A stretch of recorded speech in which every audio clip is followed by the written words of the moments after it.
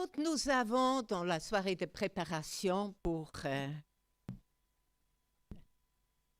Oui, oui, voilà. On va essayer. Alors, pendant les soirées de préparation, dans le groupe de messagers, on a discuté, on a réfléchi, on a prié. Et puis voilà, est sortie cette idée de parler sur les psaumes. C'est ce qui nous a accompagnés maintenant pendant 3 mois. Et lors de cette soirée, il y avait donc l'histoire des psaumes et l'histoire de la joie. Et moi, j'étais tout de suite prenante. Et je savais tout de suite quel psaume je vais prendre. Et j'avais dit aussi que personne d'autre le prenne. C'est le psaume 91. Celui qui demeure sous l'abri du Très-Haut repose à l'ombre du Tout-Puissant. Et vous savez, moi, c'est reposer à l'ombre, c'est sous un immense chêne ou un hêtre où je me repose à l'ombre du Tout-Puissant. Et moi, je trouve que c'est un psaume formidable. Je dis, je vais prendre ce psaume. Et bien là, j'ai rentré à la maison, puis j'ai commencé à préparer le psaume. Et c'était le silence plat. Je dis, mais Seigneur, il faut que je prépare un message. Et il me fait comme ça. Enfin, il me parle comme ça. Elle dit, c'est pas le psaume 91. Ah, j'ai dit, mais c'est alors lequel? C'est le psaume 22. Le psaume 22 et la joie, c'est un peu difficile. Parce que, bon, je savais comment débutait le psaume 22. Je n'ai pas dû le lire, je le savais. Et j'étais vraiment très troublée, au point que j'ai même téléphoné à Pierre. Et j'ai dit, Pierre, qu'est-ce que tu en penses? Elle a dit, mais si c'est ça, tu prends le psaume 22. Alors voilà. Je me suis mis au psaume 22. Et le message sera en 2 parties. Une première partie où je vais vous lire seulement la première partie du psaume 22 et ensuite partager quelques réflexions sur ce que j'ai vécu en préparant ce message. Psaume 22, il y a l'indication, c'est un psaume qui a été chanté, voilà, sur l'air de l'aurore. Je trouve que c'est un peu bizarre, mais voilà. Mais je vais vous lire le psaume 22, la première partie. Mon Dieu, pourquoi m'as-tu abandonné? Tu restes loin, tu ne viens pas me secourir malgré toutes mes plaintes. Mon Dieu, le jour j'appelle, mais tu ne réponds pas. La nuit je crie sans trouver du repos. Pourtant tu es le Saint qui siège sur ton trône au milieu des louanges d'Israël.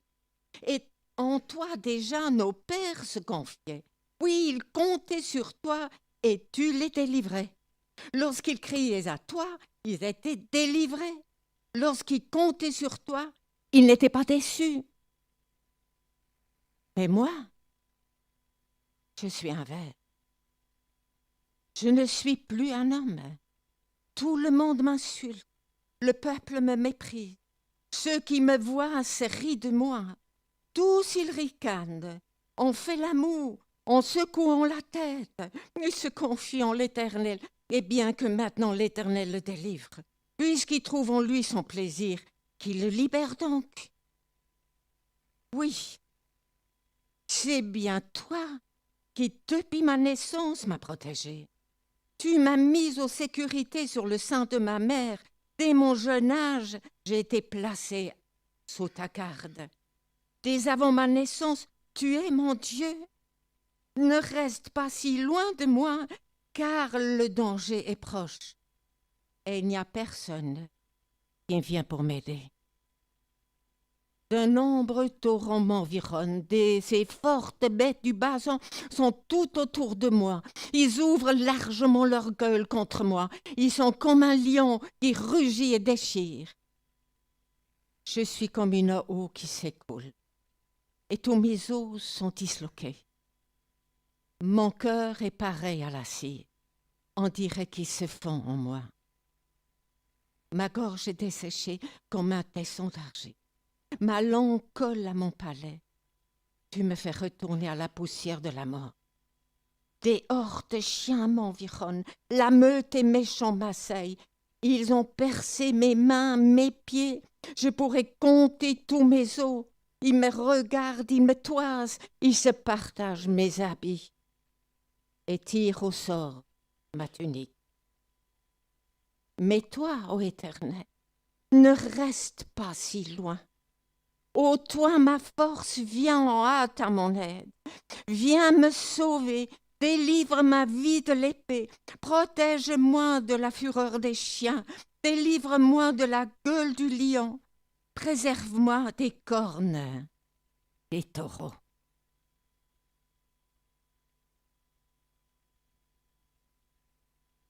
On va s'arrêter là. Je ne sais pas si Jésus a prié ce psaume quand il était au jardin de Gethsémani. Mais Luc nous le décrit, sa souffrance, ses angoisses, qui étaient à un tel point qu'un ange a dû venir le réconforter. Et que sa sueur était comme du sang. C'est la souffrance de Christ, quel psaume messianique, qui nous décrit ce que Jésus a porté. C'est ce que Jésus a vécu. On a parfois l'impression que Jésus marchait 10 centimètres au-dessus du sol, qu'il planait, qu'il assumait tout. Non, Jésus était homme. Et en tant que fils de l'homme, il est là.